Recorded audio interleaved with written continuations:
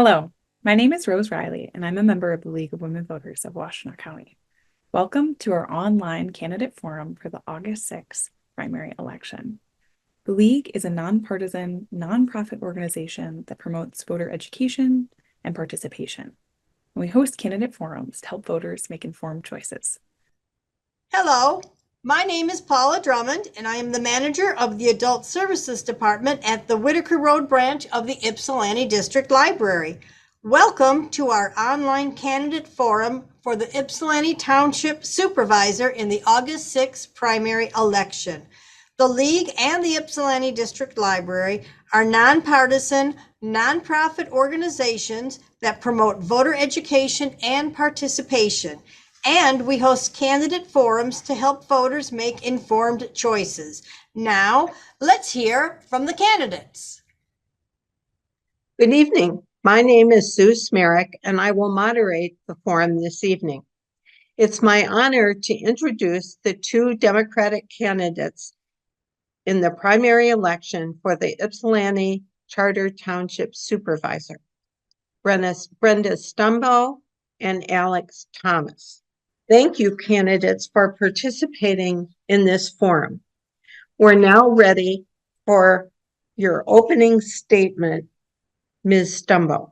Good evening, and thank you for the opportunity to be here this evening. My name is Brenda Stumbo, and I'm serving in my 16th year as supervisor of the Charter Township of Ypsilanti.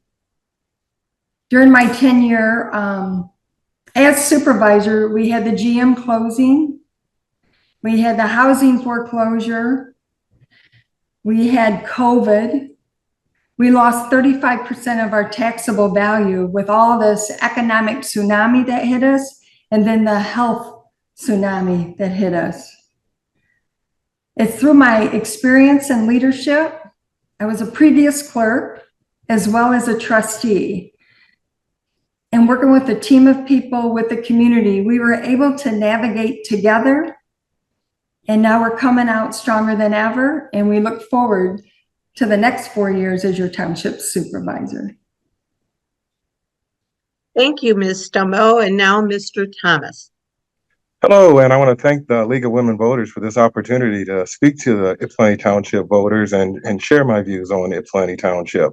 I'm Alex Thomas, and I grew up in Ypsilanti Township. I'm 54 years old, and I grew up in West Willow, the largest neighborhood in Ypsilanti Township. I feel so fortunate for the upbringing that I did have as the son of two UAW 735, local 735 employees, the two General Motors factories that my opponent mentioned that closed down. They were workers there, so I know the importance of that. I say that I was a slacker till I was 38, despite my great upbringing, because I would kind of wayward and didn't know exactly what I wanted to do. I found myself as a financial aid counselor at U of M's medical school at that age. I overheard a girl that was going to England to teach English, France to teach French. She was going to France to teach English. And that's how I thought of how I could follow my lifelong passion and travel in Asia. So in 2008, I went to China and I taught English for 8 years. I returned to take care of my mom and immediately began working in the challenged areas of the township, which include my neighborhood, and working in housing, health, and law enforcement. And I'm just shocked at the condition of the northern part of the township. I want to help. Thank you, Mr. Thomas. And now to our questions. Mr. Thomas, you have the first chance at the first question. The township spends more than $6 million on police services purchased from Washtenaw County. Is this a satisfactory and cost-effective arrangement? No, it's an abhorrent arrangement. I've worked in criminal justice reform, and I'm a member of the Washtenaw Equity Partnership. The reason that I say it's abhorrent is because any dollars that we spend, they uphold just incredible racial inequities in law enforcement. And being a member of the criminal justice reform movement, I'm very familiar with the national, state, and local reform measures that Ypsilanti Township has been cut off. So that $6 million, no, it's abhorrent. Right now, I think we've spent $90,000 on a feasibility study of developing our own police force, or looking at the feasibility of that, or strength. And the purpose of that study is also to see what is the possibility of a reduced contract with the sheriff's department. And both of those outcomes frighten me. I am much in favor of care-based safety models, which can reduce law enforcement's imprint and cost, and also bring community ties together and cultivate community, which is our Ypsilanti Township strength and what's going to be needed, community involvement to address the challenges that Ypsilanti Township has. So no, $6 million is not acceptable. Thank you, Mr. Thomas. And now Ms. Stumbo. Could you restate the question, please? Absolutely. The township spends more than $6 million per year on police services purchased from Washtenaw County. Is this a satisfactory and cost-effective arrangement? I do think it's important to have public safety in every community. And it's one of the number one issues our residents talk to us about at meetings and neighborhood community meetings, privately. And I do think that it is cost effective to have a sheriff's department or a police department. But I do think we are requesting that we have a professional find out exactly what are we being charged for a deputy, because it is our largest budget. In the past, we've had a committee and we would sit down and we would go through the almost like a forensic audit of the costs to make sure that what we're being charged is the fair amount. And any business, any individual wants to make sure that their dollars are being used properly and for what purposes. So we were not able to obtain that information from the county this time. So we hired someone to actually look at those cost analysis for us. And part of the cost analysis, they have reached out to the county sheriff's department, and the county has been working, the sheriff's department, with the professional service people that we hired.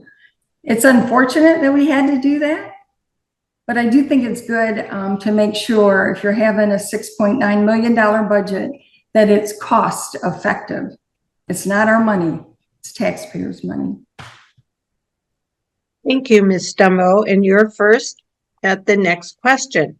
Mm-hmm. The township has a multi-million-dollar annual budget. What experience or education prepares you to oversee township finances of this magnitude? We actually had a $51 million budget.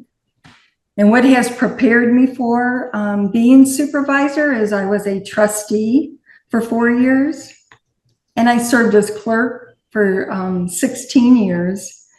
And then now I'm in my 15th year as supervisor, and having that knowledge and experience of sitting down with your accountants and your auditors and preparing budgets.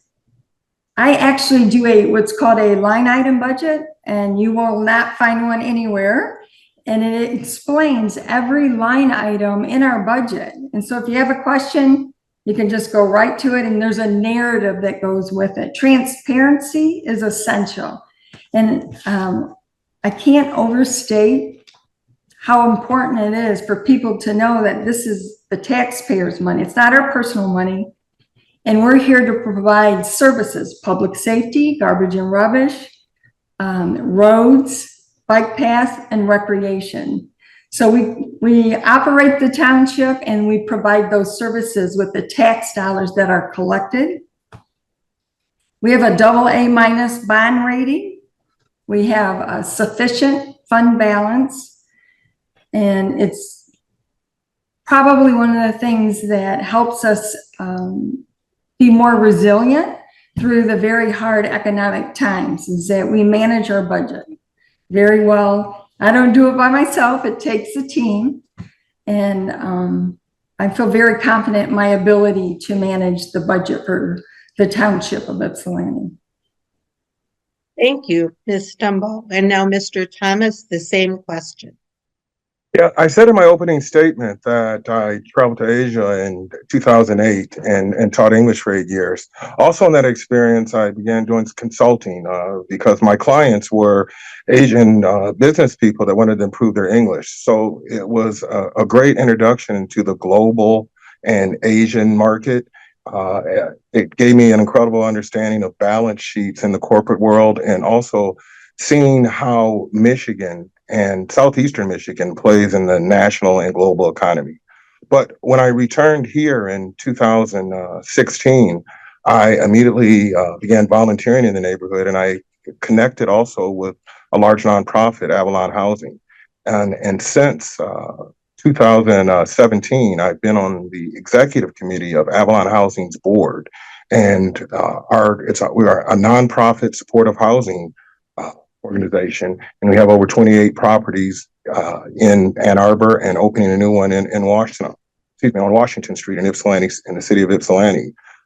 We have a multi-million-dollar budget and a population of 800 residents and 200 amongst them children. And what that has forced me to do, and I feel so blessed, and that's what gives me the confidence and answer the question, is I've had to, over the last 7 years, educate myself and work with county and state and city officials and our finance team at Avalon Housing and understand the minutia and the details of housing and that's going to naturally nosedive into the human services apparatus that we have operating here in the county. In my work, I've been complimented by different officials for what I've revealed about the budget process, and I was awarded for the Interfaith Council Peace and Justice Budget Award last year. So I'm very confident in my skills and experience. Thank you. Thank you, Mr. Thomas. And this next question goes to you first. Do you see injustices or inequities in the township? And if so, how would you address them? Absolutely. And it's very important to understand that we have one township, but very different areas. I live in the most challenged area, the traditional, the older part, and it's incredible inequities. And we are the ones that feed the numbers and the data that highlight those inequities. Our court, 14B District Court, it receives 90% of this funding from costs and fines, which is ridiculously out of step with other neighboring courts. Health inequities. We have this is one of it keeps me up at night. Prior to COVID, the average age of death for African Americans in Ypsilanti Township, African American males, was 63. That was pre-COVID, so we have no reason to believe that number is better. So that health inequity. Our education scores and the achievement gap. I volunteered in Rossville Elementary, and I've looked at the data from all of our different school districts, and we have incredible disparities and inequities throughout in the different school districts. How I would address it? What I've been doing since I've returned is connecting with people in housing, law enforcement, and working with youth. And there are outstanding individuals and organizations already in Ypsilanti Township that need to be supported. And it's not about picking winners or losers. It's about supporting the people that are definitely impacting these issues that are so crucial to the quality of life for Ypsilanti Township residents. And I know that people in the more affluent areas that may not be so in such proximity to these issues, they want their county and township tax dollars spent correctly and going to address these issues. And I've been focused on my work. I mentioned the Washington Equity Partnership through Avalon, and just in my private work, I've been very focused on county dollars to those issues. Thank you. Thank you, Mr. Thomas. And now to you, Ms. Stumbo. I'm not sure if people are familiar with the 2015 report that was commissioned by Washtenaw County. It's an independent report, and it talked about the affordable housing and made very specific suggestions to address the inequities. And then in 2020, the U of M Poverty Solutions, they also did a report. And what they showed is that we are the 8th most economically segregated county in the United States of America. Everyone agrees that is not acceptable. The health disparity, like Mr. Thomas spoke to, was given in that report. The economic disparity, and equally as important, the educational disparity. So you have 2 great independent reports making very specific recommendations. And I think we all, as a county, need to agree that we need to address this disparity. And we have to do it together, including the schools. And I know that I go door to door and I see people, it's tough out here. The economy is not as good as it may be for some people, but groceries are priced out of sight and utility costs. So if we can make housing more affordable, and not affordable with, I want to address it with making improvements in your home to make it energy efficient, controlling your utility costs, and connecting people to resources. That's how you address inequity and the injustices. Thank you, Ms. Stumbo. The next question comes to you first. What specific policies should the township implement to balance climate change and environmental issues with the desire for economic development? We have not commissioned a report. I know the county is leading that effort and put a lot of money into it, and we will be part of that and part of their discussions on that. What we have done, we budgeted for dollars for a study. There was excessive flooding due to the rain in certain segments of the community last year. And the previous year was in a different section of the community. And it always included the city of Ypsilanti because we're so close. So we commissioned a study through Evan Pratt and the Drain Commission, and they are analyzing what can we do to accommodate so people's basements don't flood, our roads don't flood, and we kind of model a community that was built a long time ago for 100-year storm and create a way to manage the storm for the future. We also we need more tree trimming so people's electricity doesn't go out. That's a big issue. And I know DTE does a lot of it, but it's not enough. Branches and trees have caused a lot of our outages, and our residents, you and me, no one likes to lose electricity. But when you lose your food, your medicine is at risk, then you need to think about what can we do more as a community to address the climate change. We also are doing a study for Ford Lake algae bloom, and that is starting with the Ann Arbor wastewater treatment plant. Thank you. Thank you, Ms. Stumbo. And now to you, Mr. Thomas. Thank you. I was fortunate to help start an organization called Nice Neighbors Improving Community Engagement. And we were founded around ARPA funding, American Rescue Plan funding, that Ypsilanti Township received. And I mention it because many municipalities around the country use that type of funding to make really long-term structural hardcore investments. And there were opportunities to address environment and climate with that funding. I mention it also because in order for these issues to be addressed, people have to know about it, and that speaks to transparency. I wrote a resolution as a result of that lobbying for the ARPA funding. I wrote a resolution that was passed at the County Democratic Party that condemned the Ypsilanti Township Board of Trustees for the lack of transparency in the way that ARPA funding was spent. And I mention that in answer to this question because there are definite environmental and climate concerns in Ypsilanti Township. Ford Lake, it's our township jewel. You can't eat any fish, according to Eagle, the Department of Energy, Great Lakes and Environment. The fish is, you can't eat the fish in Ford Lake and the Huron River waterway. Something near and dear to my heart, as I mentioned, my parents worked at the General Motors factories that closed down in 92 and 2010 respectively. That Willow Run bomber site has PFAS in the ground, and also Willow Run is a tributary off the Huron River. People always surprised to hear that has contaminants also.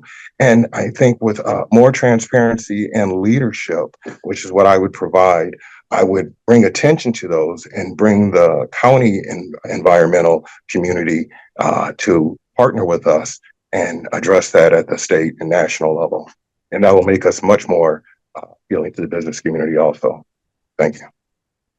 Thank you, Mr. Thomas. This next question will be our last, and it will start with you, Mr. Thomas. Part of the countywide mental health public safety millage is used by Washtenaw County to reduce the fees it charges to local governments, including Ypsilanti Charter Township, for policing services. Do you support a renewal of this millage? And should the use of these millage funds be changed? I'll answer the second part first. It absolutely has to be changed. It'd be terrifying, in my view, to see and I don't use these words for hyperbole, as hyperbole. I'm genuinely terrified if we renew the millage at its current state and don't make any changes. Because as you said, right now, the way that it's broken up, our millage, 38% goes to the sheriff's department, 38% to community mental health, and 24% is a rebate to municipalities. Right now, and because I've been very involved in those negotiations, what's going to be on the ballot is of the 38% that the sheriff receives, 50% of that has to go to mental health, housing, and community violence intervention. Because I've worked in all those fields, I know that that's not law enforcement's job. And we need leadership at township level and also with our county representatives to make sure that we separate those funds and that people that are working in mental health and housing and community violence intervention, independent of law enforcement, that they are addressing those issues. So I want our Greater County and Ypsilanti Township residents to please pay attention to that mental health millage because it's so consequential to Ypsilanti Township residents. If you're in the more affluent area, I'm sure you're concerned about your tax dollars.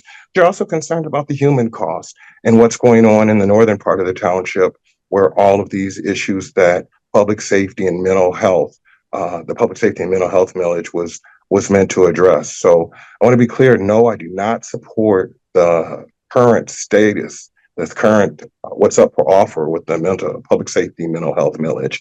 And it is because it leaves so much that law enforcement does not know how to do and shouldn't be charged with. We ask too much of law enforcement. It leaves too much in their hand. And I'm not alone. There's others. Please follow. Thank you.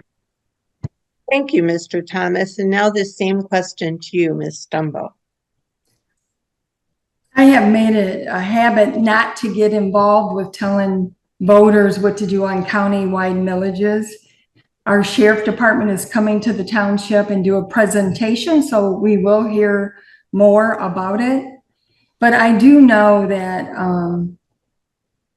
our sheriff has done a lot with community intervention and violence prevention.